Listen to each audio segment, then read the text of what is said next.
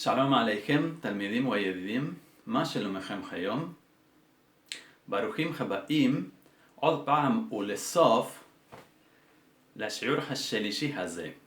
שמי מועמר ואהיה מורכם בלשון העברי הקאדם. Hola estudiantes y amigos, ¿qué tal? ¿Cómo están? Bienvenidos otra vez y por fin, finalmente, a esta tercera clase de hebreo bíblico, de lengua hebrea antigua, que se demoró por las obligaciones personales que tenía con la universidad y otras cuestiones que sucedieron durante estos extraños tiempos de pandemia. Bien, como teníamos previsto, en esta clase nos vamos a adentrar de lleno en las bellezas y las complejidades de la fonología del hebreo. Bien, porque vamos a estudiar los signos diacríticos. Lo primero de lo que uno tiene que apropiarse de la lengua, como se trata de una lengua que está muy basada en un corpus literario antiguo, de mucha antigüedad, como son los textos bíblicos, es de todos los signos gráficos. Comprender qué significan, cómo se pronuncian, cómo afectan la sintaxis, cómo se relacionan entre sí, etc. Ya estudiamos el alfabeto, casi completamente, y ahora nos faltan todos los signos diacríticos. El origen de estos signos diacríticos es el siguiente. Estos signos diacríticos que vamos a estudiar se llaman signos masoréticos. Es la tradición de los rabinos masoretas o tradicionalistas de Tiberíades, Palestina, cerca del siglo IX, X, por ahí, ¿verdad?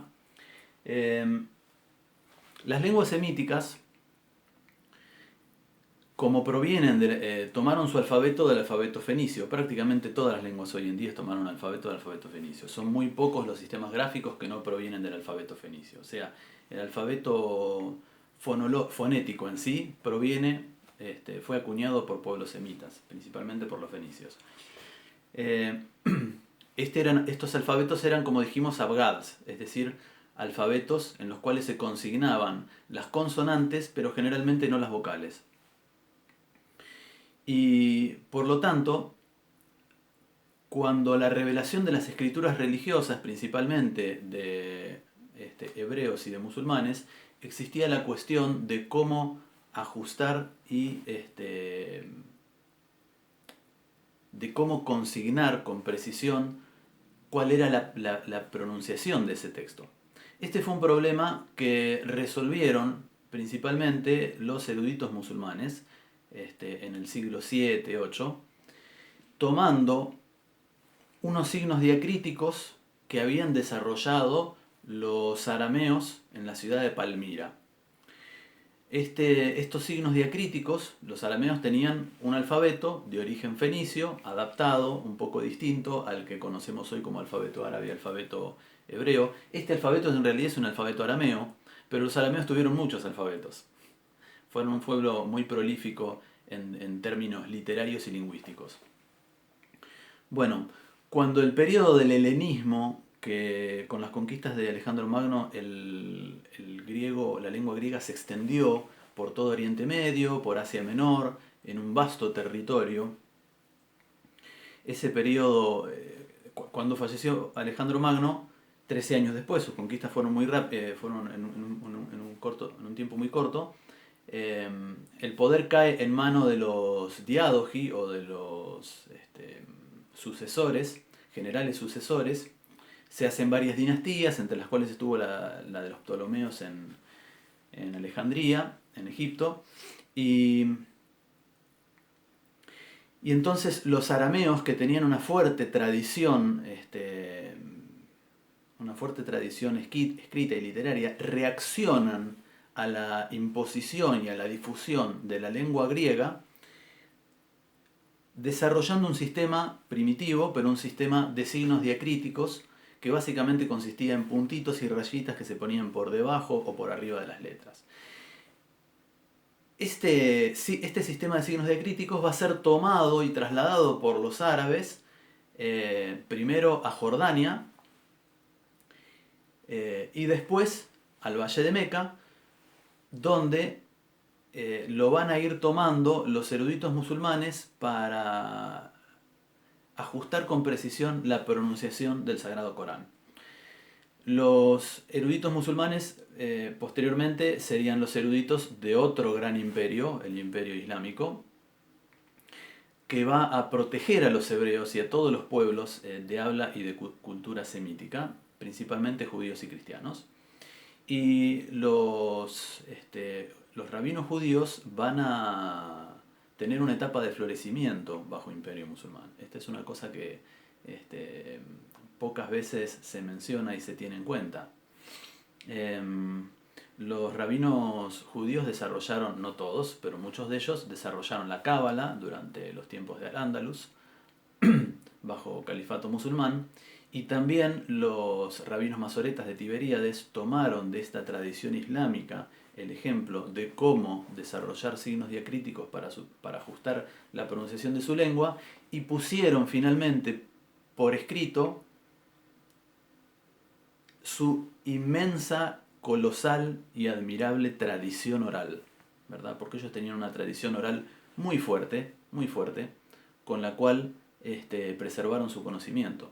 Los pueblos nómades, a lo largo de la historia de la humanidad, se llevaban su cultura, sus historias, todo lo relacionado con su cultura se lo llevaban a cuestas, a través de relatos que se iban pasando de generación en generación.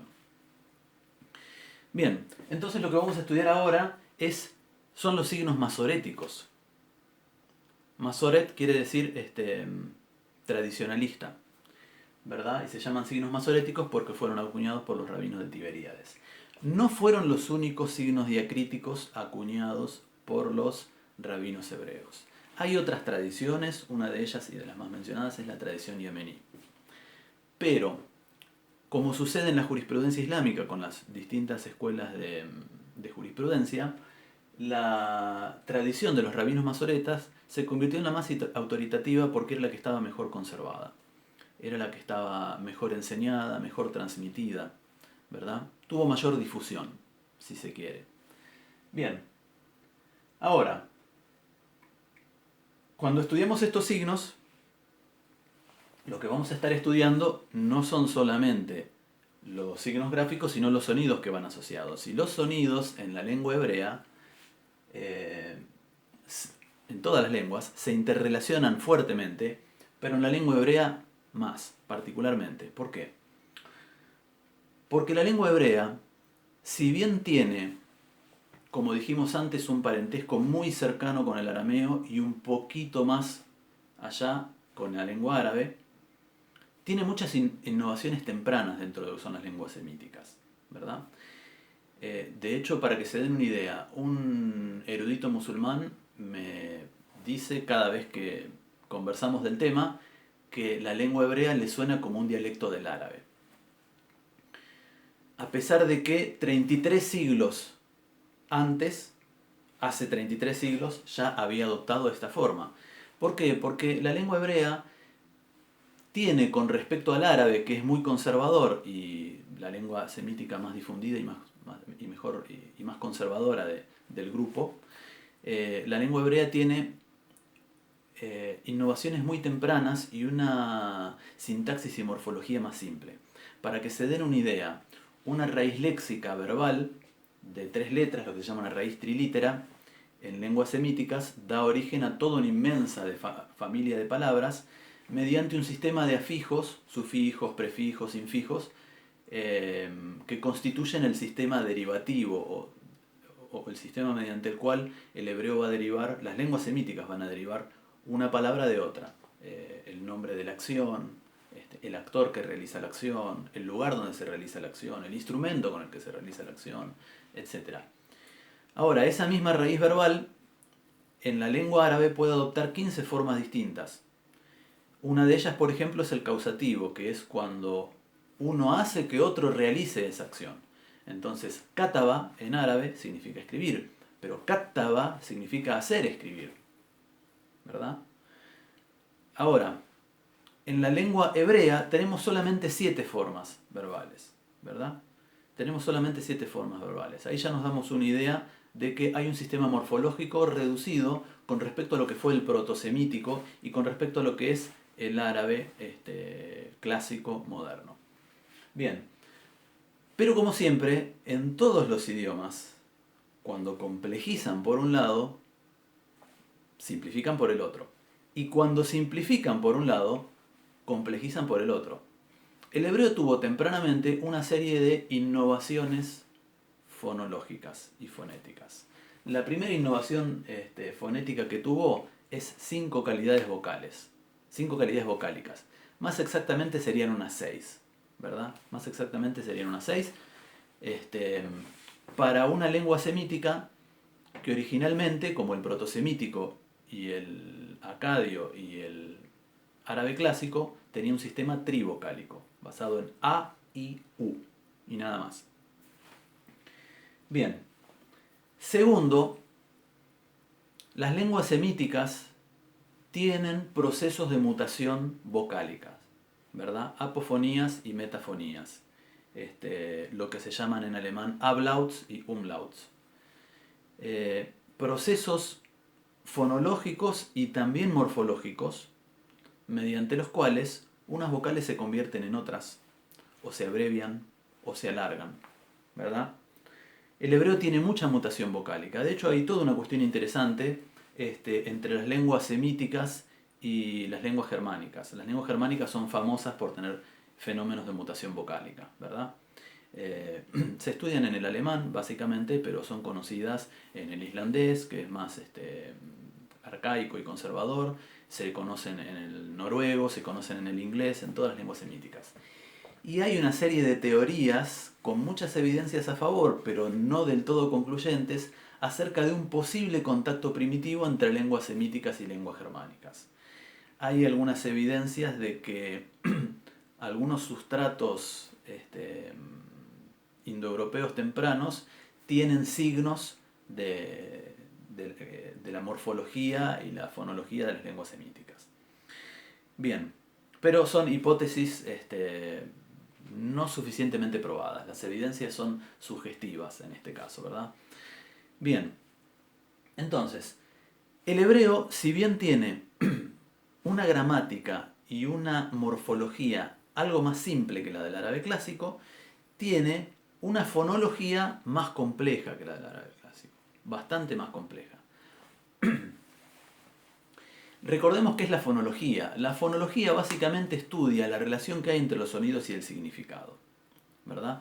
Por ejemplo, nosotros en lingüística podemos decir que si alguien dijo pato o dijo pato, dijo básicamente la misma palabra en castellano, pero en lingüística podemos decir que la primera A de pato y la segunda A de pato son distintas, una es más larga que la otra, la segunda tiene un tono que sube y un tono que baja. Uno puede analizarlo desde el punto de vista de la materialidad del sonido en ese sentido. Entonces, hay un valor fonético distinto, una calidad vocálica distinta en esa A, un ascenso y descenso del tono. La pregunta es, ¿cambia el significado? ¿No lo cambia? Entonces decimos que no tiene valor fonológico. Ese cambio fonético no tiene valor fonológico. Es decir, no afecta el significado de la lengua. Bien, cuando nos referimos a la fonología del hebreo, nos referimos entonces a aquellos factores fonéticos que tienen incidencia sobre el significado.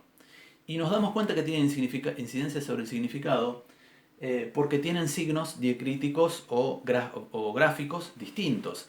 Ningún pueblo de la historia de la humanidad, que se sepa, ha inventado signos para sonidos a los cuales no les atribuye un significado distinto.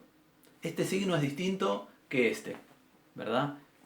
Porque este representa la A y este representa la O. Ah, pero la A y la O las tratamos como si fueran iguales y si digo pato o digo poto, no cambia el significado. Ninguna lengua tiene eso, ¿verdad? Siempre en una lengua se pone énfasis en aquello que tiene importancia para cambiar significado.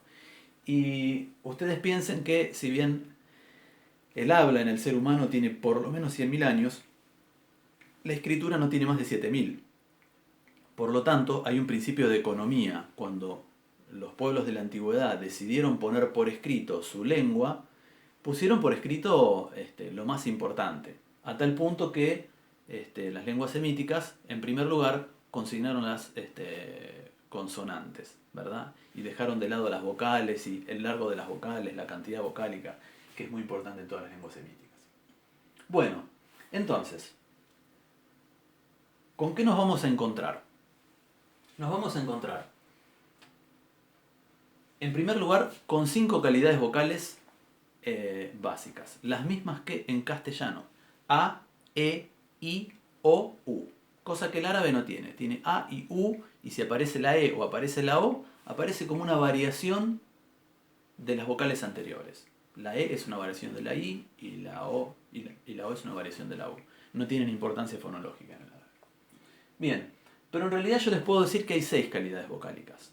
Porque hay un sonido que es muy característico del hebreo, y es tan característico que se ha tomado su nombre literal del hebreo, se ha trasladado a la lingüística, y tiene mucha importancia incluso en la gramática moderna del inglés, que es la yewá.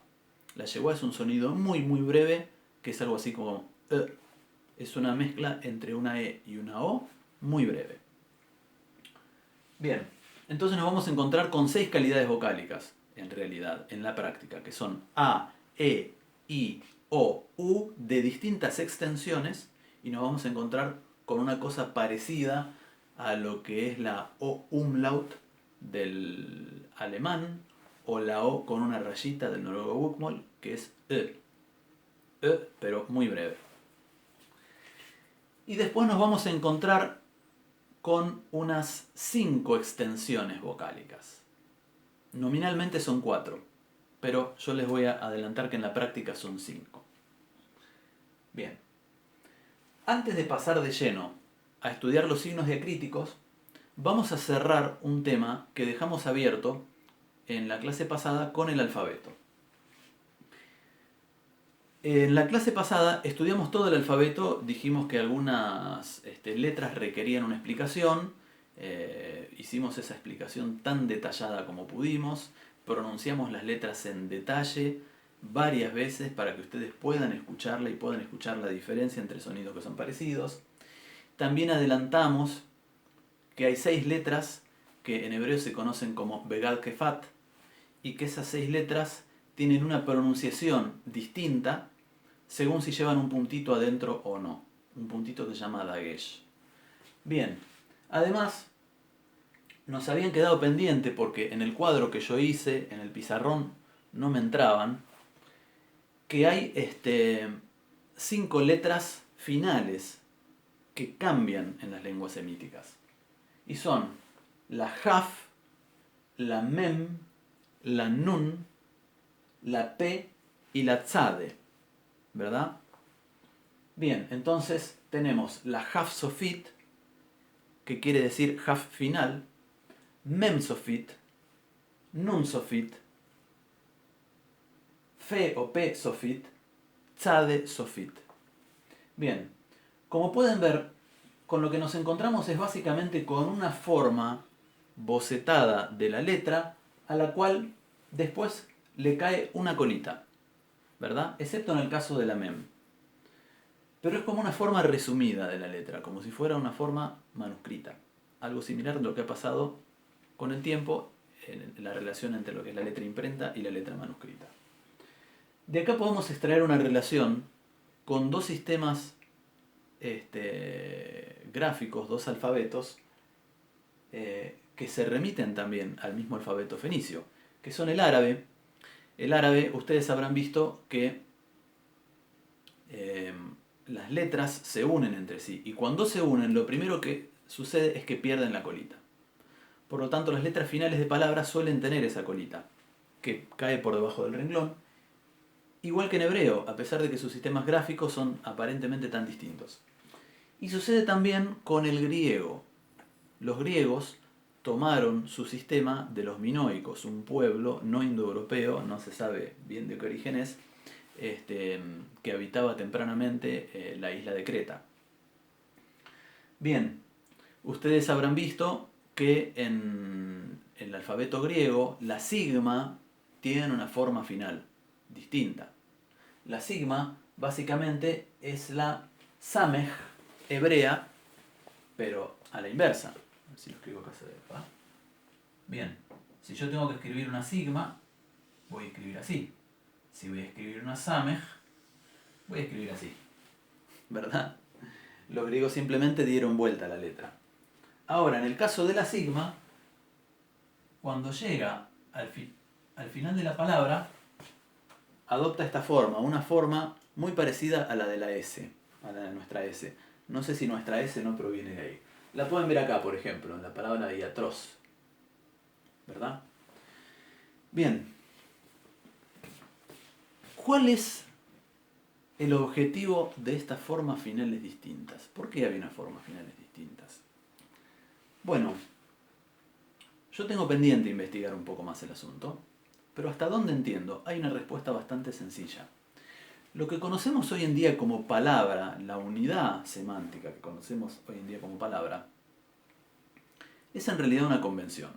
Porque desde el punto de vista del significado, la lingüista define la unidad mínima de significado como morfema. Según otros autores, monema, ¿verdad?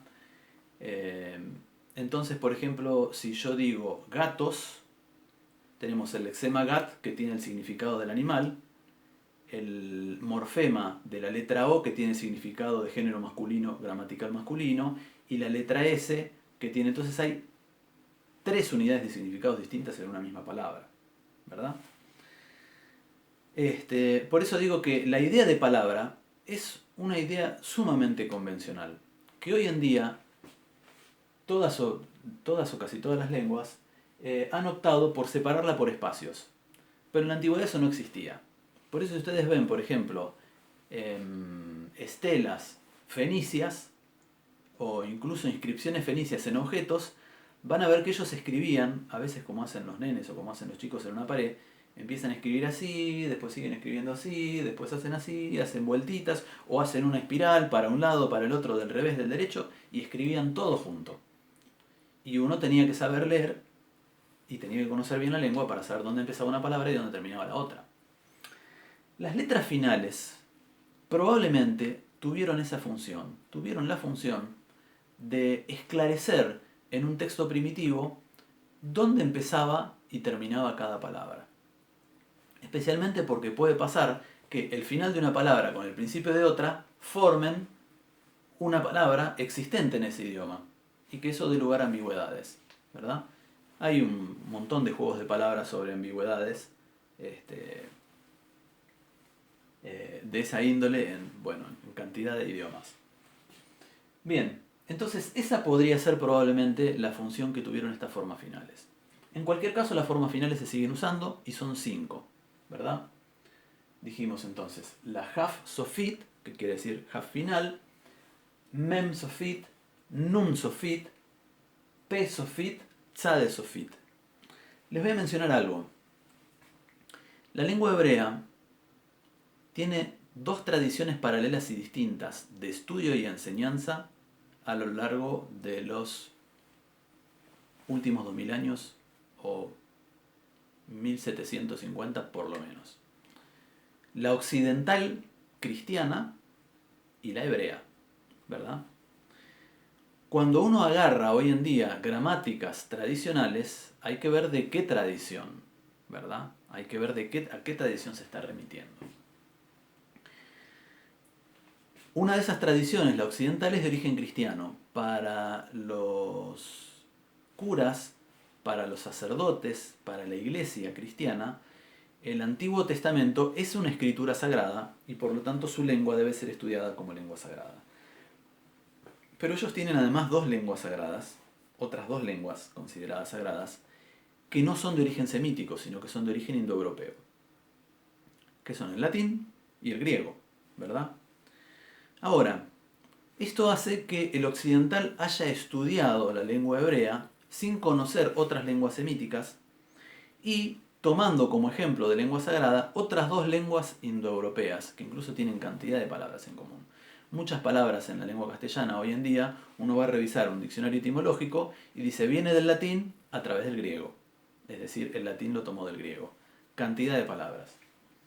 Bueno, y esto ha dado origen a que se hayan instituido o enquistado en la enseñanza tradicional del hebreo, incluso bíblico, o un hebreo que pretende ser bíblico y que intenta tomar distancia del moderno, errores muy importantes, por los cuales yo les voy a mencionar por qué es tan importante tener una noción general, como mínimo, de la historia y las características sintácticas, morfológicas, fonológicas de las lenguas semíticas. Por ejemplo, bueno, esto que voy a hacer, espero no estar rompiendo ninguna norma académica, pero tengo acá la gramática de Enrique Farfán Navarro, de Editorial Verbo Divino, gramática elemental del hebreo bíblico, y tengo acá inevitablemente que señalar un error importante, porque esta gramática yo se las ofrecí a mis alumnos como un material de estudio. Fíjense que es de una asociación bíblica, Institución San Jerónimo. Este señor, estoy casi seguro que decía por acá en alguna parte que era un presbítero o algo así, y nos encontramos con un error craso. Fíjense en la parte donde describe el alfabeto, lo primero que hace es describir la letra Aleph como si fuera el espíritu suave de la lengua griega. Y la Ain la describe como el espíritu fuerte de la lengua griega. No, definitivamente no. No, de ninguna manera. De ninguna manera es así, de ningunísima manera. No hay evidencia alguna de que sea así. La única razón por la cual se me ocurre que un erudito capaz de componer una gramática compleja, sofisticada, útil como esta, puede cometer un error de esa naturaleza es en función de su formación, en función de tener una formación muy centrada en las otras dos lenguas sagradas de su propia religión.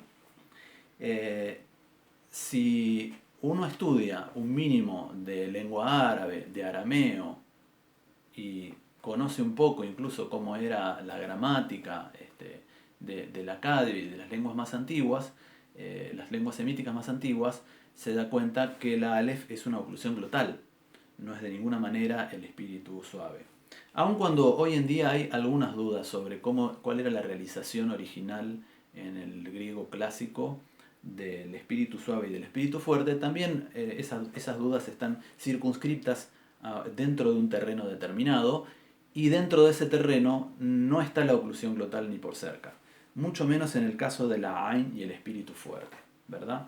El espíritu fuerte tenía una realización ¿verdad? Tiene una realización glotal, sí, pero como fricativa sorda. Y la Ain, como dijimos en la clase pasada, es una fricativa sonora, ¿verdad?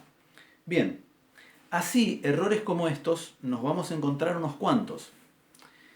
Yo he tratado de construir, de diseñar este curso de hebreo bíblico según dos criterios. Primero, basarme en la tradición hebrea tanto como pueda. Tanto como pueda. Segundo, utilizar las herramientas científicas de la lingüística moderna y las descripciones de los lingüistas modernos para tratar de acercarnos lo más posible a la lengua de Moisés. Para tratar de acercarnos lo más posible a un hebreo genuinamente bíblico. Les digo por qué genuinamente bíblico. Porque la enseñanza del hebreo bíblico, se enfrenta hoy en día con otro obstáculo, que es el hebreo moderno, ¿verdad? El hebreo moderno es un hebreo enseñado no proveniente de una tradición ininterrumpida, sino es un hebreo enseñado, diseñado en función de las necesidades de un colectivo de inmigrantes europeos que eran los judíos askenazíes que emigraron a Israel y que venían de estar hablando durante muchas generaciones lenguas indoeuropeas que no tenían los sonidos semíticos. Entonces, es muy frecuente que grupos evangélicos o incluso israelíes que hoy en día quieren enseñar el hebreo bíblico, lo que no saben o les queda dudas, meten hebreo moderno, ¿verdad? Pasa mucho y pasa en otros idiomas también. Hay por ahí en YouTube un video de un muchacho que dice que nos va a enseñar cómo pronunciar el nórdico antiguo. Y cuando uno ve el video, lo que enseña es la pronunciación del islandés moderno. Es cierto, el islandés es la lengua descendiente del nórdico antiguo más conservadora. Es lo más parecido al nórdico antiguo. Pero hay 1000 años de distancia. Los sonidos han cambiado muchísimo. La verdad es que no sabemos exactamente cómo se pronunciaba el nórdico antiguo en la época de los vikingos y podemos tener hoy dudas razonables sobre cómo se pronunciaba el hebreo bíblico en los tiempos de Moisés. Pero yo he consultado todas las fuentes, las religiosas hebreas y las religiosas cristianas, no extensivamente, obviamente, pero sí lo suficiente como para tener una idea de cuáles son las características de cada tradición, y también la lingüística estructuralista laica, ¿verdad? Moderna, como para diseñar este curso según esos criterios.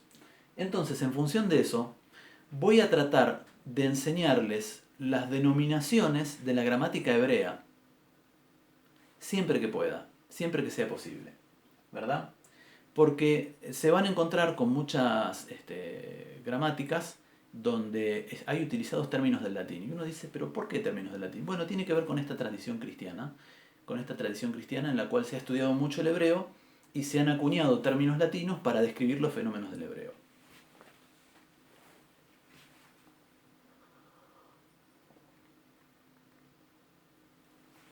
Entonces, básicamente, para que ustedes tengan una guía rápida, veloz, simple de cómo evaluar un material de hebreo bíblico, si tiene denominaciones en latín, como Dagesh Forte, Dagesh Lene, Matres Lectionis, proviene de una tradición cristiana. Y es probable que los eruditos de esa tradición tengan un conocimiento limitado de los fenómenos profundos de las lenguas semíticas, que afectan obviamente y que están presentes en la lengua hebrea. Y si por otro lado se encuentran con una descripción del alfabeto donde dicen tal y tal y tal son mudas, están ante una tradición, no ante una tradición, sino ante la enseñanza del hebreo moderno, que para comprender la fonología del hebreo bíblico no sirve, definitivamente. No sirve, es un hebreo desemitizado, por decirlo de alguna manera, ¿verdad? Bien, entonces, vamos a pasar a continuación a los signos diacríticos. Dijimos que vamos a tener 5 calidades vocálicas. Como el hebreo tiene fenómenos de mutación vocálica, estos fenómenos de mutación vocálica siguen unas reglas y unos patrones muy definidos, casi matemáticos. Alguna vez yo he definido o he leído unas definiciones que aludían a eso, a la lengua inglesa como una lengua con muy pocas reglas y demasiadas excepciones, ¿verdad? El árabe clásico, por el contrario, es al revés. Es una lengua con muchas reglas y muy pocas excepciones. Entonces las reglas siempre funcionan. Uno dice, esto es así, bueno, esto es así. Y es difícil que uno encuentre una excepción. El hebreo, se podría decir que en ese sentido es un poco intermedio entre lo que es una lengua semítica más conservadora como el árabe clásico y lo que ya conocemos hoy en día de las lenguas germánicas. Tiene muchas reglas y tiene también muchas excepciones. Las excepciones son excepciones, efectivamente. Y las reglas se interrelacionan entre sí. A veces una excepción está causada porque una regla intervino sobre otra, ¿verdad? Entonces uno tiene que calcular cuál es la pronunciación correcta de una palabra y cuál es el significado a veces de una palabra, no en todos los casos, pero en algunos casos pasa, poniendo en juego todas esas reglas, ¿verdad? Bien, uno puede ver estas reglas desde dos puntos de vista. puede ver desde el punto de vista del hastío, de decir, qué embole, me tengo que estudiar todas esas reglas, o las puede ver desde la fascinación, como es el caso de los lingüistas y de las personas que amamos el estudio de las lenguas y particularmente de la lengua hebrea, desde la fascinación, es desde donde yo voy a tratar de mostrárselos. Es un andamiaje hermoso, estéticamente hermoso, cómo se interrelacionan y se imbrincan todas las reglas fonológicas, morfológicas y gramaticales del hebreo. Bien, entonces vamos a comenzar. Vamos a comenzar desde las vocales más cortas hasta las largas, pero además yo les voy a ir aclarando cuáles de estas vocales son variables y cuáles son invariables. Eso nos va a servir más adelante. Algunas vocales en los fenómenos de inflexión de una palabra cambian y otras no. Bien, lo primero con lo que nos vamos a encontrar es el shewa. El shewa. En la tradición en la enseñanza del hebreo moderno le llaman sheva, por un fenómeno de metátesis. Como no pronuncian la diferencia entre la B con dagesh, con puntito adentro, y la B sin puntito, pero el hebreo tiene el sonido B, entonces se lo han trasladado a la waw, que es la letra que está en el nombre de este signo, y dicen sheva. Bien. Pero como yo les enseñé en la clase anterior, la waw no se pronuncia v, sino que se pronuncia u. Se pronuncia u en hebreo bíblico. Entonces el nombre de este signo es shewa. Bien, se escribe como dos puntitos en la línea media debajo de la letra. Acá, bueno, podrán ver que la X en rojo equivale a una letra cualquiera, y lo que vemos es lo que vamos a ver debajo de la letra. ¿Cuál es el valor? Bien, el valor de una shewa puede ser 0 y puede indicar que esa consonante no está vocalizada, lo cual es útil y necesario para consignar palabras que tienen más de una consonante juntas.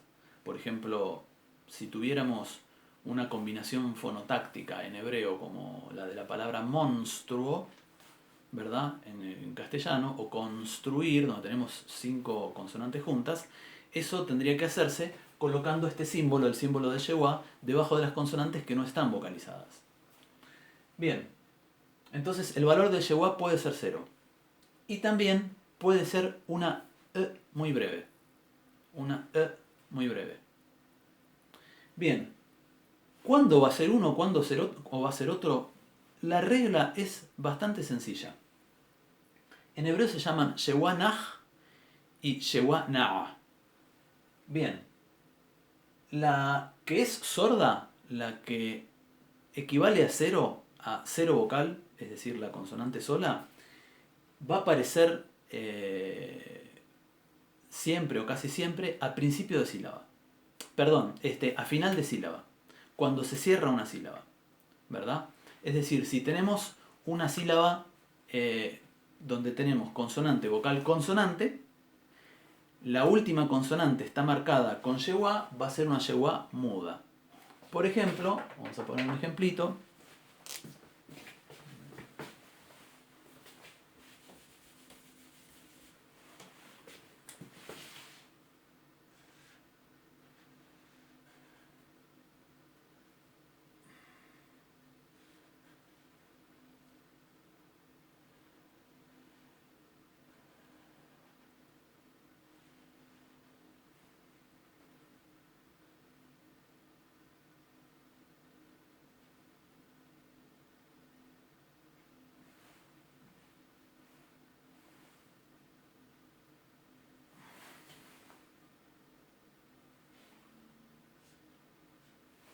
Tenemos la palabra midbar, que quiere decir desierto. También forma parte de del nombre en hebreo de uno de los libros del Antiguo Testamento, Bemidbar, en el desierto. Bien, fíjense que acá tenemos dos sílabas, midbar. La consonante que cierra la sílaba es una dalet con un puntito que le da valor oclusivo, no va a ser de, sino que va a ser de. Bien. y tiene yeguá abajo. Ese yeguá no se va a pronunciar, ¿verdad? Está cerrando sílaba. Para esto puede ser importante recordar cómo es la estructura de una sílaba, ¿verdad? La estructura de una sílaba, básicamente hay dos tipos de sílabas. Lo que se llaman las sílabas abiertas, que terminan en vocal, y las sílabas cerradas o trabadas, que son las que terminan en consonante, ¿verdad? Entonces, si yo tengo, por ejemplo, la palabra banana, ba, na, todas las sílabas son abiertas, terminan en vocal.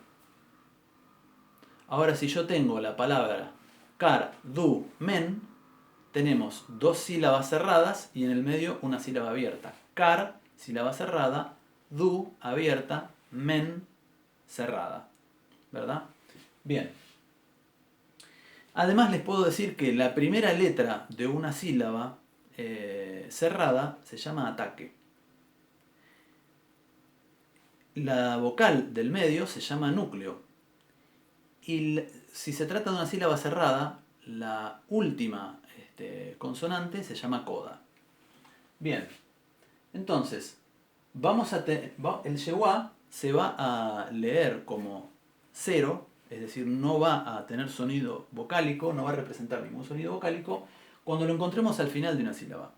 Cuando lo encontramos al principio de una sílaba, se va a pronunciar como una E breve.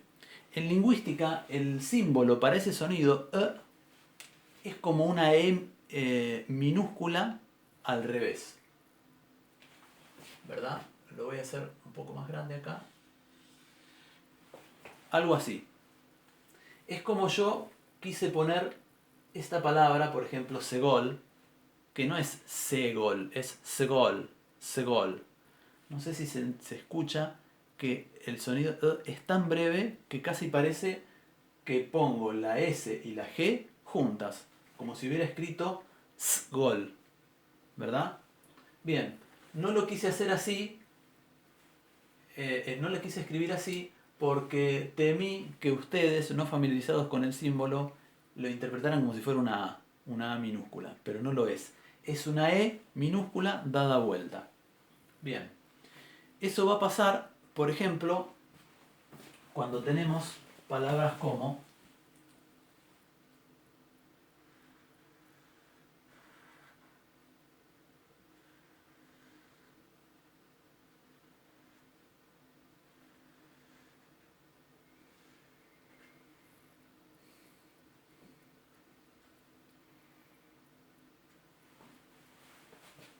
berith.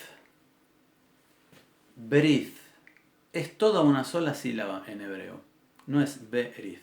Hay algunos gramáticos que consideran que la B con yeguá na, que es la yeguá que suena, se considera una semisílaba. Pero en hebreo es toda una lengua, es toda una, ¿cómo se llama? Una sola sílaba. Berith. Esta E es muy breve, es muy breve, está al principio de sílaba y esto significa pacto, ¿verdad? Significa pacto. Los cristianos evangélicos llaman al Nuevo Testamento Brit Hadashah, el nuevo pacto. Bien.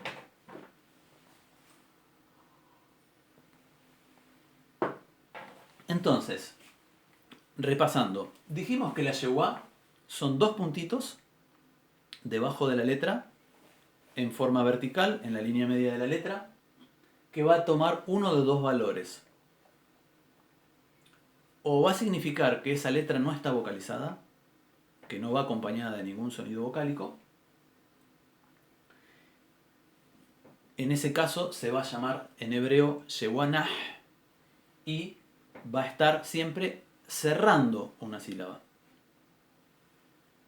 O, por el contrario, si está al principio de una sílaba, va a tener un valor de muy breve. Muy breve. Bien. Hay muchas cosas más para decir sobre la yeguá y sobre cómo afecta la fonología, los cambios, etc. Pero los vamos a ir viendo con el tiempo. Una cosa que yo concluí después de leer varias gramáticas es que para que uno se le fije en esas reglas y poder entenderlas, tiene que tener primero un pequeño corpus de palabras para saber cómo aplicarlas. Porque esas reglas, cuando uno intenta memorizarlas desde cero, pueden parecer muy complejas, pero cuando uno ve los ejemplos y cuando uno ve cómo opera dentro de un texto o dentro de una palabra, ahí se aclara todo y todo parece mucho más natural. Bien, después vamos a continuar con lo que se llaman vocales reducidas o abreviadas. ¿Verdad? Vocales reducidas o abreviadas. Estas vocales son muy breves y preferentemente aparecen en sílabas cerradas y sobre lo que se llaman consonantes guturales en hebreo, ¿verdad? Que son estas 4 que están acá. La alef, la ha, la ha, la het y la ain. A los cuales se le agrega la resh, que no es gutural, pero para algunas reglas gramaticales se trata como si fuera gutural. Por ejemplo, hace un rato habíamos hablado del dagesh, que es un puntito que produce una pronunciación oclusiva en 6 letras, en las vegas kefat, o una pronunciación geminada en las demás. Geminada es duplicada, la duplica. Bien, ese dagesh nunca se aplica a ninguna de estas 5 letras. A las guturales más la resh, ¿verdad? Y estas letras frecuentemente van a aparecer con estas vocales breves. Estas vocales breves están acompañadas del signo de su calidad vocálica más el signo del yeguá. Es una mezcla de 2 signos, ¿verdad? Y lo vamos a ver debajo de una letra. A la derecha vamos a ver el signo del yeguá y a continuación la calidad vocálica que debe tener. Lo que quisieron significar ahí los rabinos masoretas es una vocal breve pero de esta calidad, ¿verdad?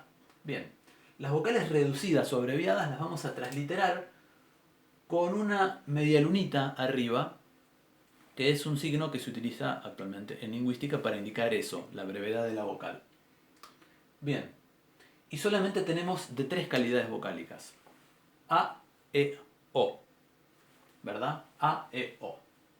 Se llaman Hatef Pathach, Hatef Segol, Hatef Kametz. Repito los nombres. Hatef Pathach, no Patach, Pathach. Hatef Segol. Y es Hatef, no es Hatef. Hatef. Bien.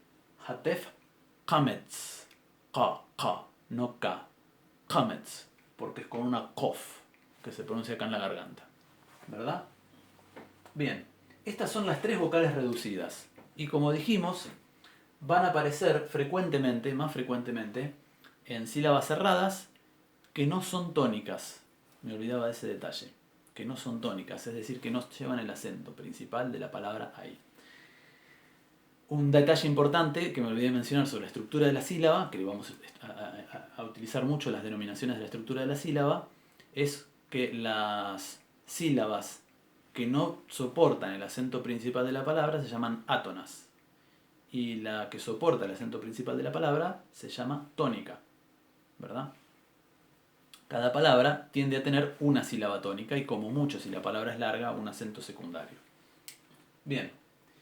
Y también dijimos que estas vocales reducidas van a aparecer frecuentemente en las letras guturales. Bien. Después tenemos las vocales breves. Me olvidé un detalle sobre las vocales reducidas. Las vocales reducidas también suelen ser el resultado de la reducción de vocales variables. Es decir, dijimos que había vocales variables e invariables, ¿verdad? La yeguá puede cambiar. El yeguá, cuando se vocaliza el yeguá na, el yeguá que es sonoro, se le llama también yeguá móvil. En el curso de la inflexión, cuando se agregan prefijos, sufijos, es un verbo que se conjuga, entonces se agregan sufijos de número y persona y de género, también en hebreo. Entonces ahí se reorganizan las vocales. Y ese yeguá puede desaparecer o convertirse en otra cosa. Bien. Y muchas veces cuando una vocal media variable cambia, se transforma o en yeguá o se transforma en alguna de estas vocales reducidas. Bien, Después tenemos las vocales breves propiamente dichas. A las anteriores les llamamos reducidas o abreviadas. A estas les vamos a llamar breves. Bien, son vocales invariables. Son vocales invariables. Tenemos de las 5 calidades vocales. A, E, I, O, U. Yo las ordené según el sistema de la lengua castellana para ordenar las calidades vocálicas por fines pedagógicos. Acá rompí un poco la regla de utilizar una tradición hebrea, porque en las gramáticas hebreas figuran con otro orden. Que yo en este momento no lo recuerdo porque me parece que la E está primero. Bien. Entonces, acá tenemos otro conjunto de signos, una rayita por debajo, se llama pasaj. Pasaj. Bien.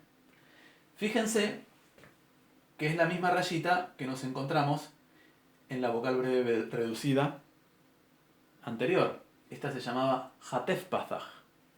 Esta se llama simplemente Pasaj y es un poquito más larga, A, ¿verdad? Después tenemos el racimito de uvas, estos 3 puntitos en forma de triángulo debajo de la letra que se van a llamar segol. Segol. Bien. Después tenemos un puntito debajo que va a sonar I y que se llama hiraq. Hiraq. Después tenemos como una letra T que se ubica debajo de la letra que se llama Kametz Hatpuf. Kametz Hatpuf. Bien, y que va a sonar O breve. Y después tenemos 3 puntitos en línea hacia atrás en el sentido de la escritura del hebreo, no se olviden que el hebreo se escribe de derecha a izquierda, que va a sonar U y cuyo nombre es kibbutz, kibbutz, y que creo que quiere decir puntos, kibbutz, ¿verdad? Creo. Porque creo que es la misma palabra que se le daba a los asentamientos, a los primeros asentamientos de colonos en Palestina. Bien, entonces ahí tenemos las 5 vocales breves invariables. A, E, I, O, U. Cuando aparece una de estas en un verbo o en un sustantivo, hasta donde sé, porque como les dije, en hebreo hay excepciones para todo, hasta donde sé son invariables. En el curso de la inflexión no van a cambiar. Bien. Después tenemos las vocales medias.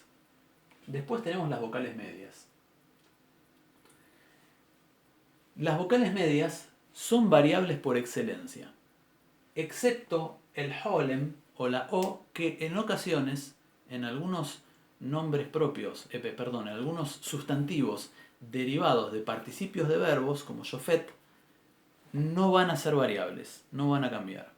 El plural de shofet no es shefetim, sino es shofetim. Se abrevia otra vocal. Bien, y acá nos vamos a encontrar con una primera ambigüedad. Tenemos que este símbolo, que es exactamente el mismo que vimos acá abajo, y que es el mismo que está acá por lo menos lo vemos acompañado de la yeguá. Acá está solo, acá también está solo, es exactamente igual, pero ahora ya no se llama Kametz Hatpuf, se llama Kametz solamente. Y ya no suena O breve, sino que suena A. Esa rayita que les puse, esa rayita media, se utiliza, por ejemplo, cuando se utiliza para el latín, para indicar la extensión un poco más larga de lo normal de la vocal. Bien, entonces, ¿qué ambigüedad nos encontramos? Nos encontramos que hay 2 signos vocálicos, 2 vocales que utilizan el mismo signo. ¿Cómo sabemos cuándo es uno y cuándo es otro? Nuevamente, hay una regla con sus excepciones. Hay una regla para la cual hay que tomar en cuenta un poco la estructura de la sílaba. Voy a repetir lo que dice muy sintéticamente la gramática de Thomas Oden-Lamdin, siempre me olvido el segundo nombre, Oden-Lamdin, con respecto a cuándo este kametz es hatuf o es kamet solo? ¿Cuándo se pronuncia O y no se pronuncia A? Sílaba cerrada átona. Sílaba cerrada átona. Cuando nosotros tenemos una sílaba cerrada, es decir, que termina con consonante y no recae el acento principal de la palabra sobre ella, si tenemos un kametz, entonces es kametz hatuf y se va a pronunciar O. Lo cual implica estar mirando cuál es la letra que viene.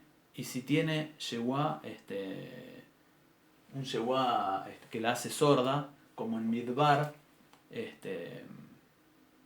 adelante. Por ejemplo, si yo tuviera en esa palabra midbar, voy a poner un ejemplo con una palabra que no existe, y tuviera acá un kametz, va a ser kametz hatuf, y eso se va a pronunciar modbar. Modbar. Si no tuviera esto, sería pronunciado madbar. Sería pronunciado como A. O sea, este mismo símbolo puede representar a dos vocales distintas. ¿Cómo sabemos cuándo es uno, cuándo es otro? Sílaba cerrada átona. Sílaba cerrada átona indica la O breve, el kametz hatuf. Todos los demás, si es sílaba, especialmente si es sílaba abierta, se va a simbolizar el kametz, la A larga. Entonces, con este simbolito que puede ser complicado, vamos a hacer un resumen. Este simbolito forma parte de 3 vocales distintas. En 2 simboliza una O. O brevísima o abreviada, O breve. Y en una simboliza una A larga. ¿Verdad? Y en una simboliza una A larga.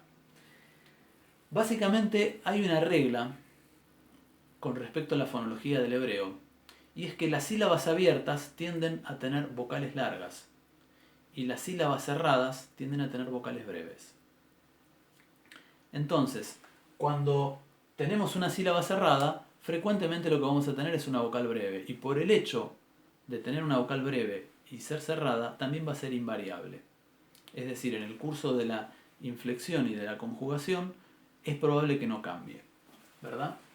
Bueno, entonces continuamos. Tenemos que una A larga, media, le vamos a llamar media porque hay más largas todavía, se llama kametz y tiene el mismo símbolo que las otras dos anteriores. Después tenemos dos puntitos debajo de la letra, se llaman tseré. Tseré es una E media, variable, una de las más variables que hay.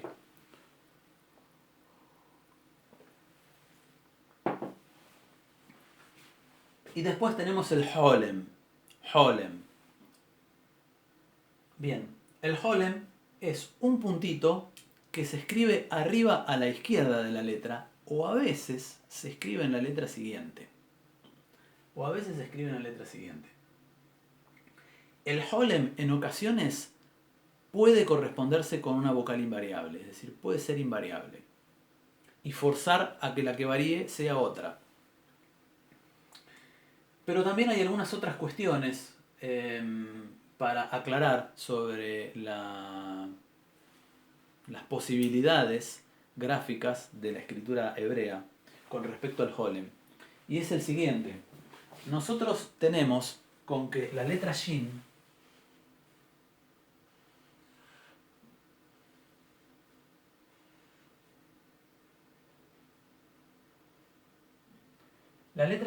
tiene dos realizaciones en hebreo. Si tiene un puntito a la derecha, se va a pronunciar shin, como SH, como la SH del inglés en show o shampoo. Pero si tiene un puntito arriba a la izquierda, se va a pronunciar como S, igual que la samej. Se va a pronunciar S, sin. Bien, ¿qué pasa si le ponemos un holem?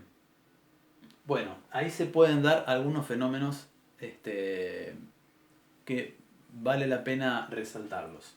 Primero, en la tradición más extendida del hebreo bíblico, cuando tenemos una sin que lleva holem, el holem no se pone.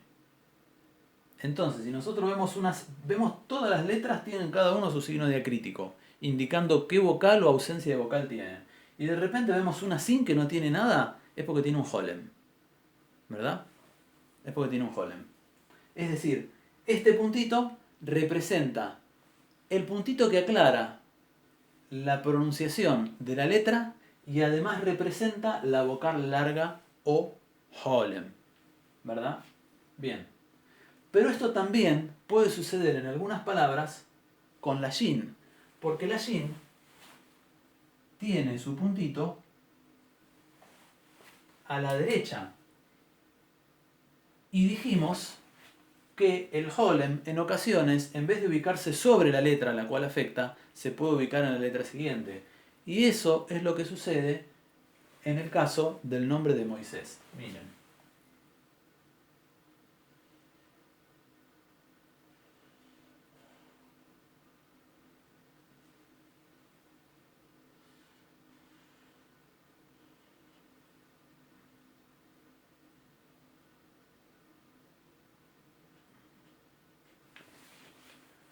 Moshe. ¿Dónde está la O de la mem? Está acá. La O, el holem, se superpuso con el puntito de la shin. Entonces uno dice, bueno, ahí falta, perdón, me parece que el segol, por supuesto la ortografía hebrea es difícil y yo no tengo memorizadas todas las ortografías de las palabras que he estudiado, me parece que el segol va ahí. Moshe, ¿verdad?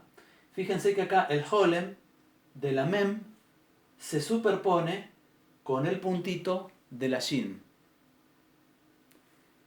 Y entonces tenemos que prestar atención al tema de las vocales cuando aparece esta letra, ¿verdad? Porque se pueden superponer. Es posible encontrar en alguna gramática o en algún texto, encontrar esto.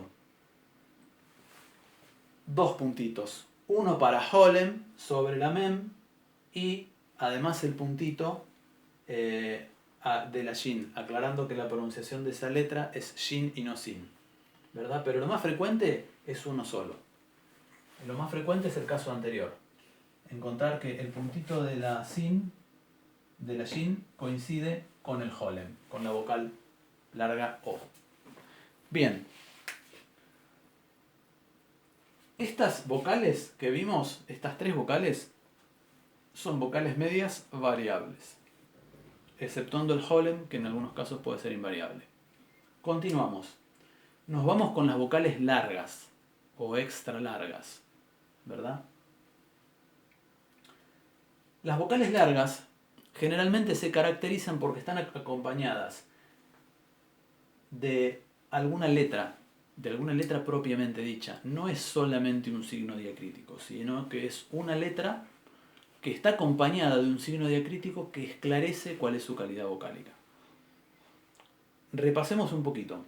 Como dijimos, las lenguas semíticas originalmente consignaban, los alfabetos semíticos consignaban solamente las consonantes.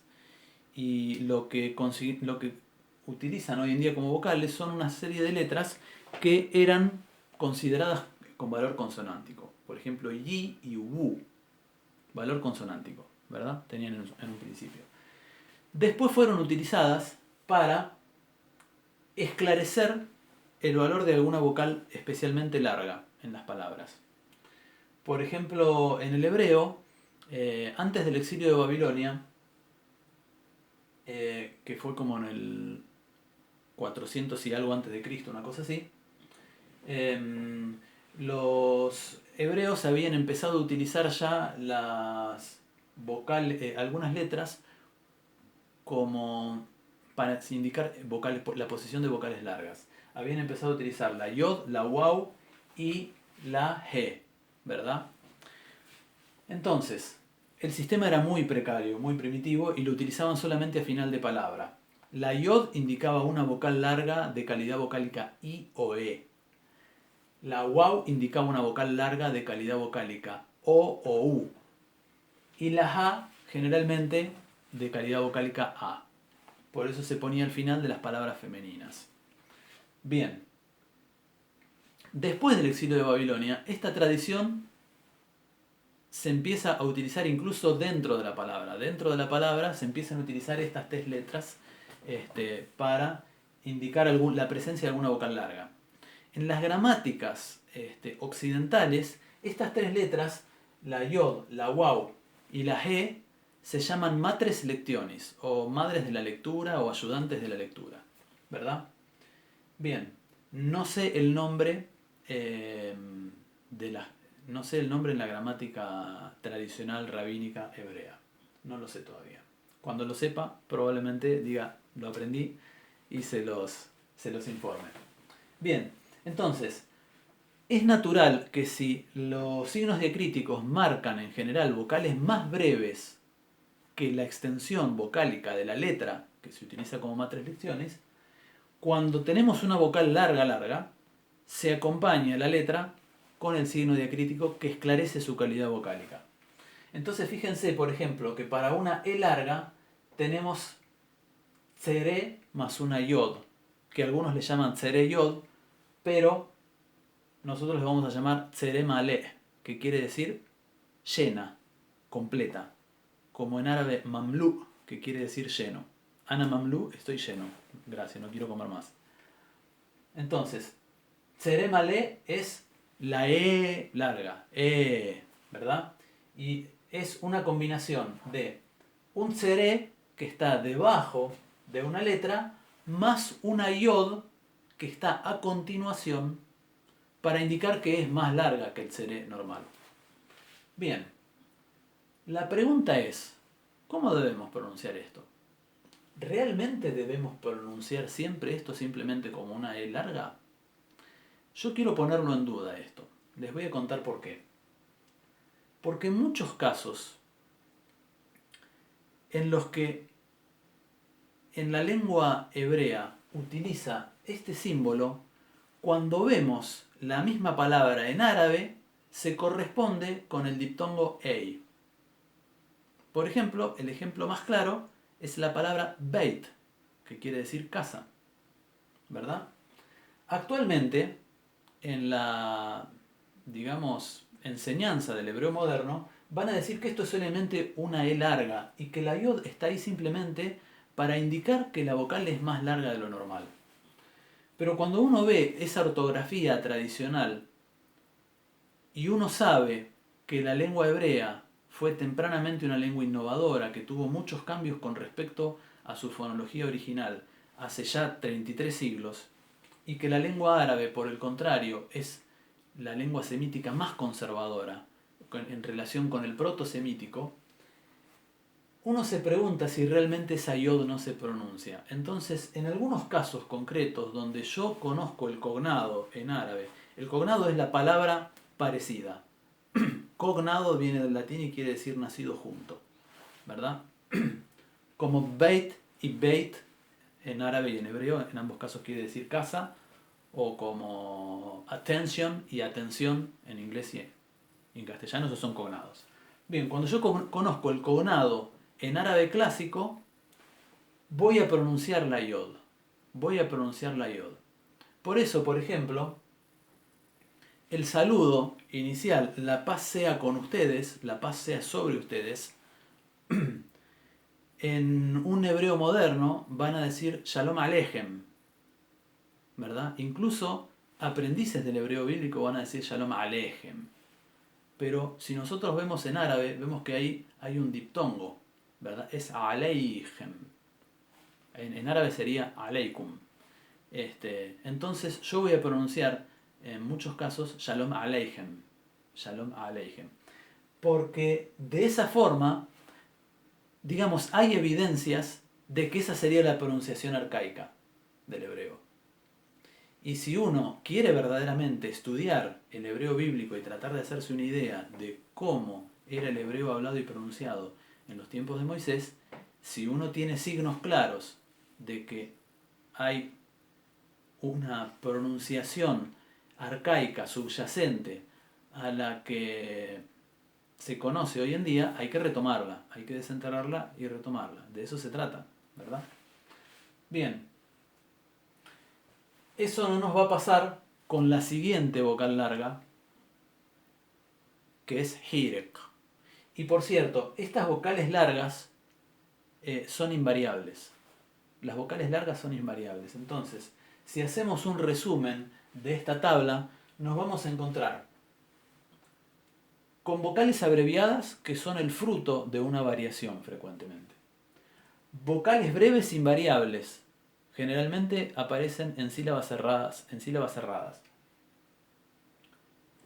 Vocales medias variables por excelencia, exceptuando el holem, que en algunos casos va a ser invariable, ¿verdad? Y que van a aparecer en sílabas abiertas. Y después vocales largas que van a aparecer en sílabas abiertas, pero por el hecho de tener una letra que originalmente tuvo un valor consonántico, van a formar parte de la raíz, y de la raíz de la palabra, de la raíz léxica, donde está asentado el significado de la palabra. Y por esa razón van a ser invariables. Por esa razón no van a cambiar en los procesos de inflexión. Bien. Entonces tenemos el hirak malé, ¿verdad? Tenemos el hirak malé.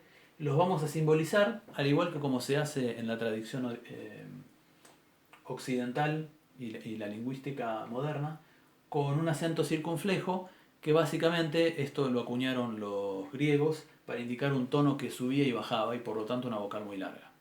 Por ejemplo, esto sería I, una I larga, ¿verdad? Bien, después tenemos el Holem Malé, ¿verdad? Holem Malé. El Holem Malé va a ser una O larga. Y va a estar acompañada de un Holem, que está en la letra anterior, para marcar la calidad vocálica, y una Waw, que va a indicar la extensión, ¿verdad?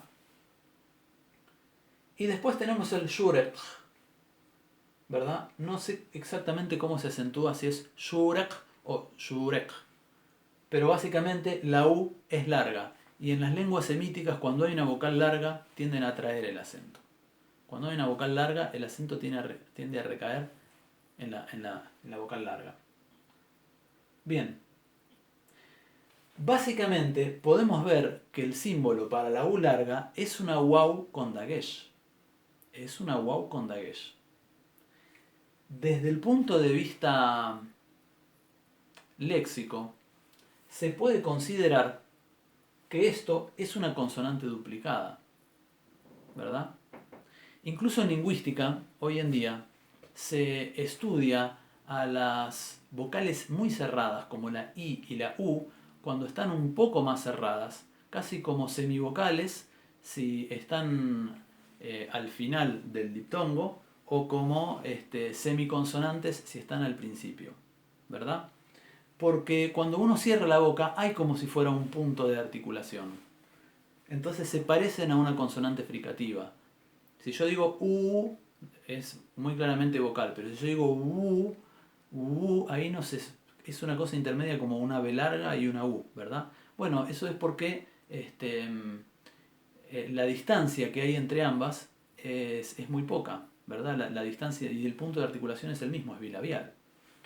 Bien, entonces, acá lo que vamos a tener es la Waw con un dagesh, lo cual va a duplicar el valor de la Waw, que ya es una U, ¿verdad? Un poquito más cerrada, pero ya es una U.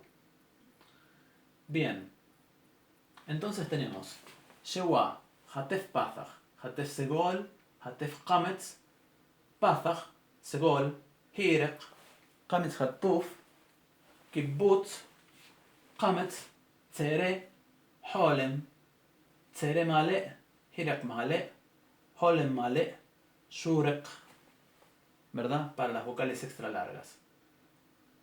Fíjense que de las vocales extra largas no tenemos A. Hay 4 calidades vocálicas. Las 5 calidades vocálicas aparecen en las vocales breves. Después, el resto de las extensiones, A, E, O son las que más frecuentemente aparecen. Por ejemplo, en las vocales abreviadas y en las vocales medias variables. Y después en las vocales largas tenemos E, I, O, U. Bien, hasta ahí tenemos los signos diacríticos. Básicamente, ustedes sepan que existen otras combinaciones, ¿verdad? Pero esta es la tabla más sintética que yo pude componer para que ustedes entiendan cuál es la función de cada uno de los signos. Porque cuando hay una combinación de dos signos, se están repartiendo las funciones. Uno está aclarando cuál es la calidad vocálica de la vocal y el otro está aclarando cuál es la extensión de la vocal. ¿Verdad? Bien. Ahora vamos a estudiar estos dos signos. ¿Verdad? Estos dos signos diacríticos. Signos diacríticos para el hebreo hay muchísimos. Muchísimos. Demasiados. Un montón. ¿Por qué? Les voy a contar brevemente por qué antes. Porque en el hebreo, digamos, en la religión judía, la recitación de las escrituras sagradas es un acto de culto, es un acto litúrgico, al igual que en el Islam. Todo judío debe entonces recitar a lo largo de la vida infinidad cantidad de veces, una serie de pasajes bíblicos por lo menos. Por lo menos. ¿Verdad? Ahora, no solo es una disciplina litúrgica la lectura del texto bíblico, también es una disciplina artística.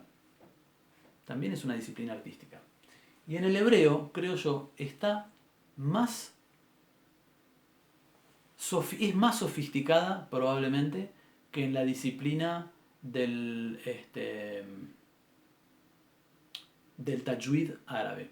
El tajwid son las normas de pronunciación coránicas, ¿verdad? La recitación del Corán también es una disciplina que tiene tintes artísticos, pero que los eruditos musulmanes tienden como a minimizarlo, ¿verdad? Por eso ellos rechazan, por ejemplo, los eruditos musulmanes rechazan decir que el Corán se canta. Rechazan decir que el Corán se canta. Dicen, la recitación del Corán es un acto de culto. No estamos cantando. No tiene meramente un valor estético. Entonces, para resaltar la solemnidad del mensaje, ¿verdad? La solemnidad y la importancia para el ser humano del mensaje coránico, los eruditos, por lo menos los modernos, frecuentemente minimizan el valor artístico. Pero hay un valor artístico muy fuerte. Y en el hebreo parece que ese valor artístico se ha trasladado a los signos diacríticos de una manera muy desarrollada. Hay una serie de signos que se llaman acentos y que tienden a marcan varias cosas a la vez. La mayoría de ellos se colocan debajo de la sílaba tónica. Entonces, por un lado, marcan la sílaba tónica en el caso de las palabras graves, ¿verdad? Pero además representan figuras tonales. Entonces se aprenden cantando. Por ejemplo, recuerdo uno, porque yo todavía no los estudié, pero recuerdo uno que se llama Sof Pasuk. Sof Pasuk. Entonces, cuando uno ve el Sof Pasuk, que quiere decir final de frase, en un punto determinado del texto bíblico, la palabra en sí que contiene ese símbolo debe ser pronunciada, pero con esa figura tonal. Con esa figura tonal. Y así hay muchas. Hay por lo menos más de 20, ¿verdad? Por lo menos más de 20. Bueno, uno de ellos se llama Sirluk y es muy parecido a este, pero no es este. En este caso, tiene un valor gramatical y se llama methel. Bueno, el methel tiene funciones bastante complejas. Y en algunas tradiciones modernas, después de la fundación del Estado de Israel especialmente, se ha utilizado para marcar la sílaba tónica, porque el hebreo no tiene un símbolo de acento como tenemos nosotros. Tiene 20 millones de símbolos, pero el del acento justo no lo tiene. ¿Verdad? Bueno, de todas maneras es bastante fácil. Esto no lo mencioné, pero es algo importante que abarca toda la lengua hebrea. ¿Cómo es la acentuación del hebreo? ¿Cómo es la acentuación general del hebreo? Bueno, todas las palabras en hebreo son agudas, exceptuando un pequeño número que son graves. Es así de simple, no hay palabras esdrújulas en hebreo.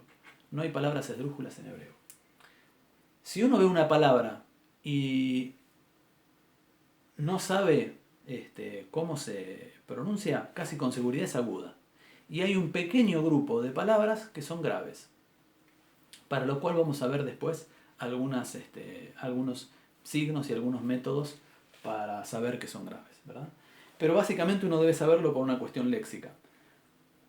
Uno tiene que aprender, cuando aprende la palabra, así como aprende el género, que el género gramatical en todas las lenguas es arbitrario, ¿verdad?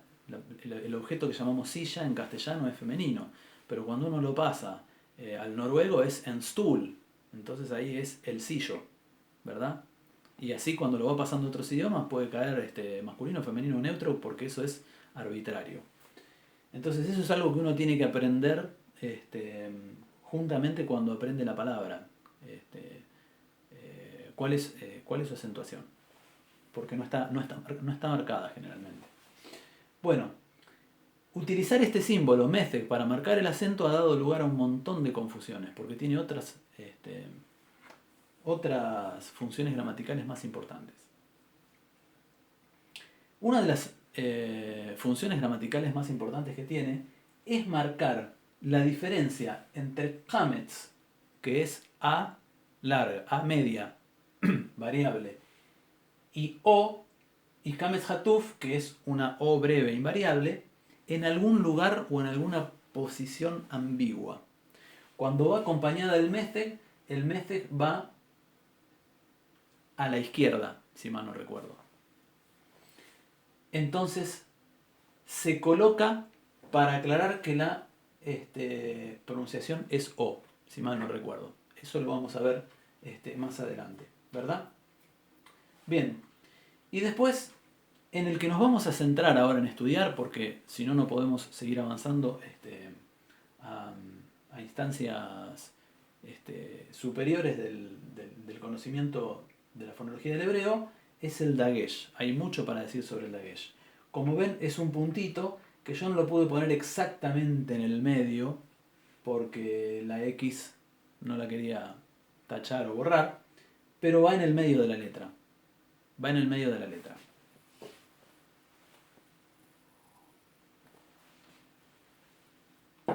Bien, el dagesh es un puntito que se coloca en el medio de las letras para indicar una de dos cosas. O que la consonante tiene una pronunciación oclusiva y no fricativa, como en el caso de las begad kefaf,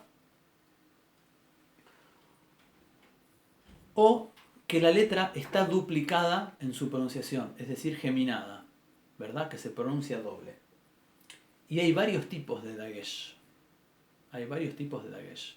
Hay lo que se llama en hebreo dagesh hazak, que es el dagesh fuerte, y el dagesh rafé, que es el dagesh débil.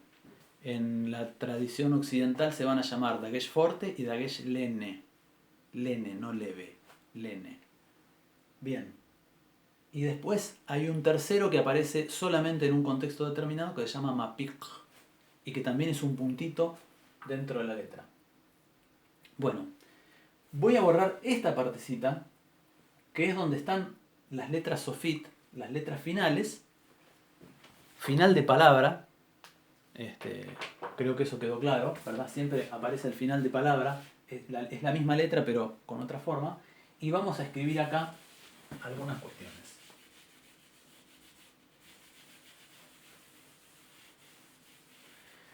Vamos a recordar que son las begad kefaf. Las begad kefaf son 6 letras.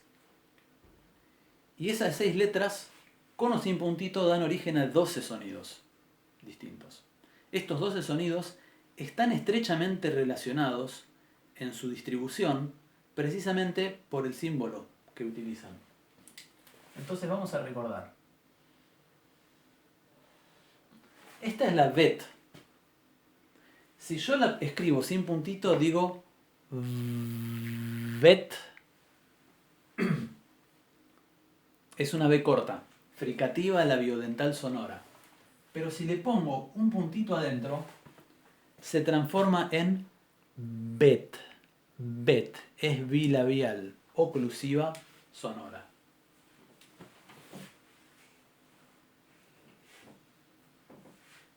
Esta es la Gimel.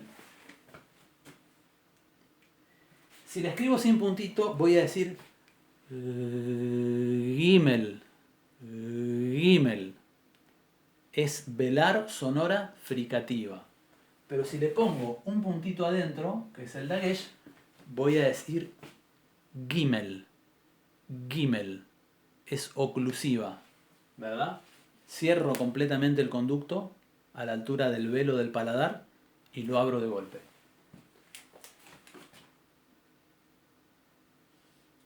Esta es la Dalet. Sin puntito voy a decir Dalet. Dalet. Con puntito voy a decir Dalet. Dalet. Se convierte en oclusiva, ¿verdad? Bien.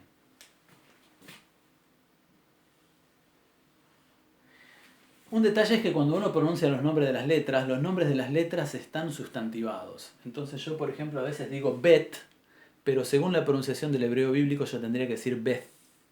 Beth. ¿Por qué? Porque la tau final de la palabra bet, de la letra bet, no tiene dagesh. Entonces al no tener dagesh es fricativa. Y la forma fricativa es como la mantienen hoy en día los ashkenazíes, que es una z. Se pronuncia como una z, ¿verdad? Bien, entonces yo acá voy a decir kaf, pero no tiene puntito. Entonces sin puntito se pronuncia como una ja. Se pronuncia como una j, pero un poquito más adelante en el paladar duro. Entonces voy a decir ja. Pero si le pongo un puntito adentro, voy a tener la letra C, nuestra letra C, K.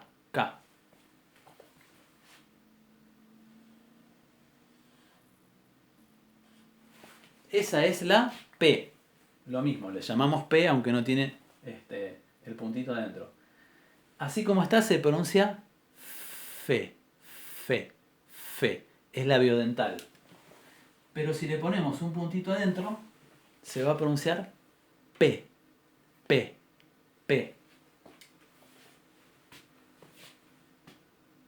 Por ejemplo,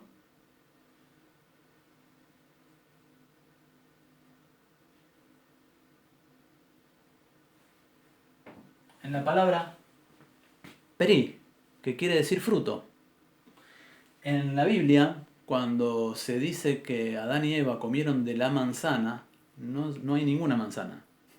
No hay ninguna manzana, no hay mencionado una manzana en la Biblia.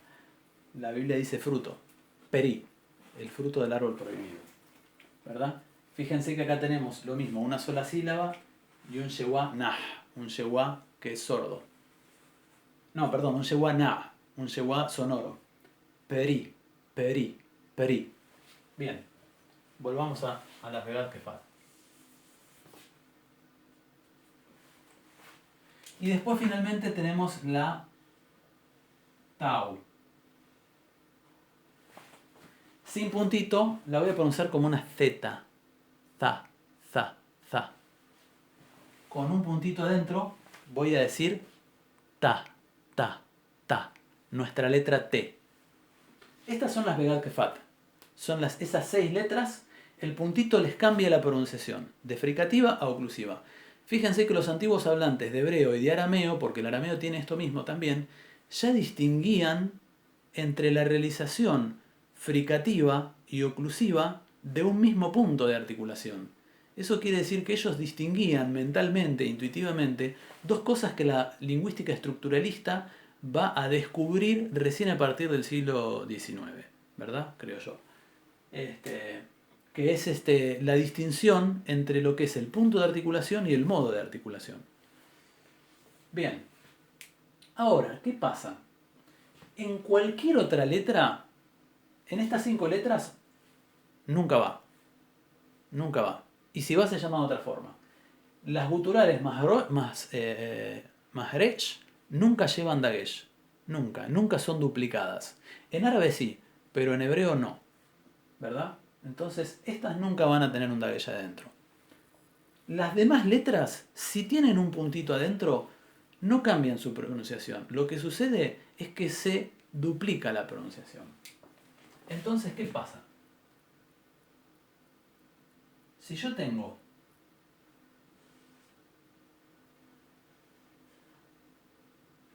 una mem, es m.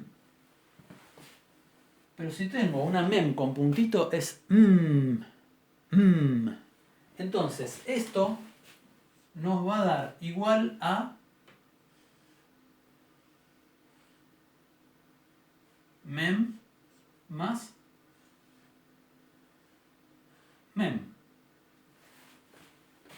Es igual a dos letras juntas seguidas. En teoría. Digo en teoría porque en algunas palabras en la lengua hebrea pueden aparecer dos letras seguidas, pero nunca van a significar que esa letra está duplicada. Porque para geminar o duplicar el sonido de una letra ya tenemos el dagesh. ¿Verdad? Por ejemplo, hay una regla muy sencilla en hebreo, que es que cuando agrego el artículo determinante, que tanto en árabe como en hebreo es un artículo único que no tiene género ni número, lo primero que sucede es que el artículo se prefija a la letra y se gemina, se duplica la primera letra del sustantivo. Por ejemplo, yo tengo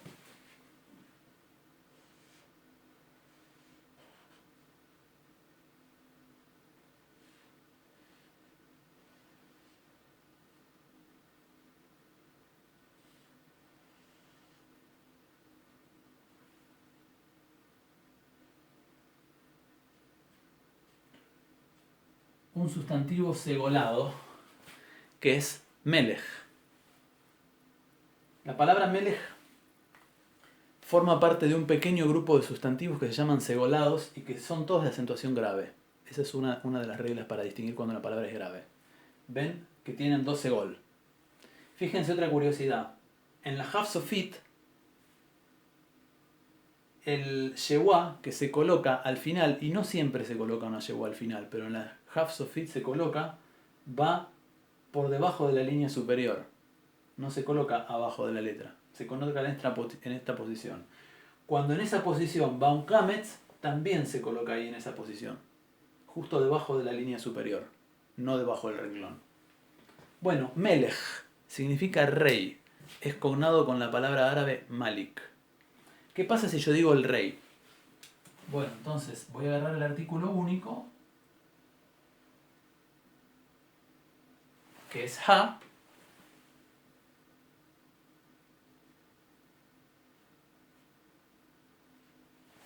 y voy a poner un dagesh sobre la primera consonante del sustantivo y voy a decir hammelech.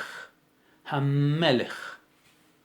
Ahí tengo una geminación o duplicación de la consonante. ¿Verdad? Bueno, algo similar sucede en el árabe con un grupo de consonantes que se llaman solares. El árabe tiene esta cuestión de que le metes el artículo, lo prefijas y entonces duplicas la consonante siguiente. Pero solamente sucede en 14 de las 28 letras árabes, las que se consideran solares. En las otras sucede un fenómeno distinto. Bueno, ahora, ¿qué sucede? La pregunta es, ¿las Begad Kefat, en su versión oclusiva, pueden estar duplicadas? Porque si yo tengo esto, significa B, pero también puedo decir B. Habbait, por ejemplo. Habbait, la casa. ¿Pueden estar duplicadas? Sí, pueden estar duplicadas. Entonces ahí se presenta uno de estos misterios problemáticos con los que se van a enfrentar los aprendices del hebreo bíblico. ¿Cómo distingo el dagesh forte, el dagesh hazak, que es el que va a darle la pronunciación oclusiva a las Begad Kefat, de el dagesh que produce la duplicación? Bueno, es bastante simple. Primero, la versión fricativa de las Begad Kefat nunca aparece duplicada.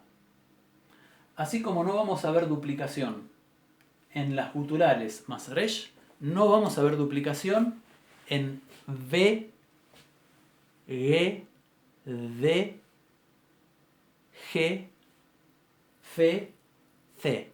Esos sonidos nunca aparecen duplicados. En árabe sí pueden aparecer. Fíjense qué curiosas las comparaciones que se pueden hacer, ¿verdad? Por eso decimos que el hebreo tiene muchas innovaciones interesantes. Bien, entonces, si tiene un puntito adentro, nunca va a ser una versión fricativa, pero que está duplicada, porque las versiones fricativas de esas Begad Kefat nunca aparecen duplicadas. Sin embargo, sí nos resta dilucidar cómo distinguir cuando una de estas con puntito adentro es una oclusiva que está duplicada o una oclusiva que no está duplicada. Y también es bastante simple. Si ustedes observan cómo es el caso de la geminación, cómo es que uno, articulando sonidos, duplica una consonante, van a ver que es como si un bañista viene corriendo por un trampolín, salta, se apoya en el trampolín y se tira a la pileta. Yo lo comparo con eso. ¿Por qué? Porque la geminación de una consonante es como el salto, ¿verdad? Uno dice, por ejemplo, yo en árabe la palabra murabba. Si decís murabba está mal, está mal dicho, es murabba, ¿verdad? Y esa ba es doble, ¿verdad? Está geminada. Bien, ¿qué es lo que tengo que tener para poder generar una geminación de una consonante? Un sonido vocálico antes. Porque el sonido vocálico es como el trayecto que tiene que recorrer el bañista para tomar envión. ¿Puede uno saltar sin tomar envión? Y no, porque lo que uno va a hacer es un salto de 2-3 centímetros y se va a dar la nuca contra el trampolín, ¿verdad? Cosa que ha pasado en algunos bañistas, ¿verdad? Cosa que ha pasado. Entonces, lo primero que uno tiene que tener para poder geminar un sonido consonántico es tener un espacio atrás para tomar envión, es decir, un sonido vocálico atrás. Entonces la regla es muy simple. Cuando una Begad Kefat con sonido oclusivo, que tiene un dagesh adentro, aparece después de un sonido consonántico o antes o después de silencio, porque es donde arranca el discurso, no va a estar duplicada y va a ser simplemente B, G, D, K, P, T. Pero cuando tiene un sonido vocálico detrás, entonces en ese caso sí va a estar geminada, ¿verdad? Entonces vamos a poner el caso de la palabra que dijimos antes. La borré, pero la tengo que dibujar de vuelta.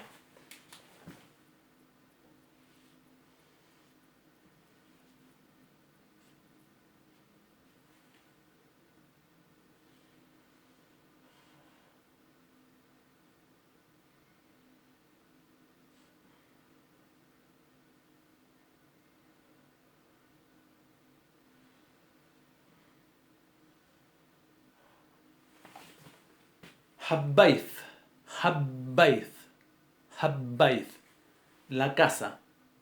Habbaith, la casa. Ahora, yo tengo acá una vocal breve que me habilita la geminación.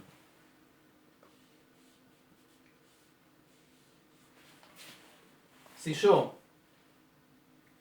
le quito el artículo, tengo la palabra y no tengo una vocal breve antes. Entonces digo simplemente baith. Y ahí no hay geminación. Ahí no hay geminación. Algo similar puede verse en esta palabra, a la cual yo le había cambiado esta letra para dar un ejemplo, este crítico para dar un ejemplo, pero es así. Desierto, midbar, midbar, ¿verdad? Bien. Yo tengo acá la dalet que tiene puntito pero tiene yeguá, ¿verdad? Y fíjense que después tengo una bet que tiene vocal y tiene dagesh adentro. Sin embargo, antes de esa bet no hay un sonido vocálico. Entonces no voy a decir midbar, ¿verdad? Y tampoco diría midbar, porque eso le cambiaría la acentuación. Entonces, esto es lo que yo me refería hace un rato cuando les decía que las normas fonológicas del hebreo uno las escucha explicadas o las lee explicadas y dice, qué complejo, ¿cómo me voy a acordar eso? Nunca me voy a acordar eso. Bueno, cuando uno los ve funcionando en medio de una palabra, se da cuenta que son muy naturales, porque lo contrario sería muy antinatural en la pronunciación. Algunas de estas normas fonológicas son universales, Por ejemplo, de las Begad Kefat, una misma palabra que léxicamente se escribe con dagesh, en el curso de la inflexión, en el contexto del discurso, puede cambiar y perder el dagesh. ¿Verdad? ¿Cómo sabemos que va a perder el dagesh? Bueno, porque la posición intervocálica tiende a relajar en ocasiones, o tiende a relajar o a intensificar la pronunciación. Si tiene un dagesh sabemos que lo va a intensificar, pero en muchas ocasiones el dagesh se va a perder y la posición intervocálica en la que quede esa letra con dagesh va a dar como resultado una pronunciación fricativa, ¿verdad? Y eso sucede por la posición intervocálica, porque detrás hay una vocal. Entonces fíjense que la posición intervocálica de una letra que puede alternar entre oclusiva y fricativa o que puede ser geminada va a hacer que esa letra cambie, o se haga más frágil y se vuelva fricativa, o se intensifique y se haga y sea geminada y sea duplicada, ¿verdad? Y eso es una regla bastante universal. Fíjense, por ejemplo, en castellano tenemos la palabra zángano. Zángano. Esa G de zángano, ¿cómo es? Es una G oclusiva. Zángano. ¿Por qué? Bueno, porque tenemos una N adelante, que es un sonido oclusivo. Entonces, un sonido oclusivo atrae a otro para hacerlo oclusivo. Pero si yo digo zaguán, ¿cómo es esa G en zaguán? Bueno, es fricativa, no es G, es G. Ahora intentemos intercambiar ambas cosas. Intentemos decir, por ejemplo, zángano o zaguán. ¿Se dan cuenta que suena antinatural? Suena antinatural. Les voy a decir más. La contaminación de sonidos contiguos en la pronunciación es tan universal,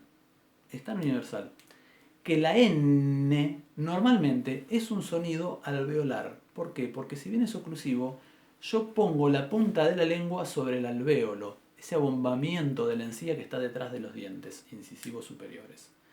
Entonces yo digo N. Pero cuando después de la N va a venir un sonido que es velar y que tiene su punto de articulación en la otra punta de la cavidad bucal, es decir, en el velo del paladar, detrás del paladar duro, no voy a decir zángano, porque eso es antinatural y es difícil. Entonces, el sonido NG se transforma como en una misma cosa y la N, en vez de ser N, es enge. Y se hace una N velar, que existe. Y es muy frecuente en las lenguas amerindias, ¿verdad? Y también en las lenguas africanas. A veces incluso en algunos contextos humorísticos se puede utilizar ese sonido para darle sonido de lengua aborigen primitiva. Por ejemplo, había un sketch de Les Luthiers donde ocurría todo en una tribu africana y los nombres de los personajes todos terminaban en nge. Uno de ellos era el tío Oblongo nge, la tía Ganga nge, ¿verdad? Y ese sonido nge para nosotros es muy característico de lenguas africanas o de lenguas amerindias. Lo tiene mucho también el guaraní.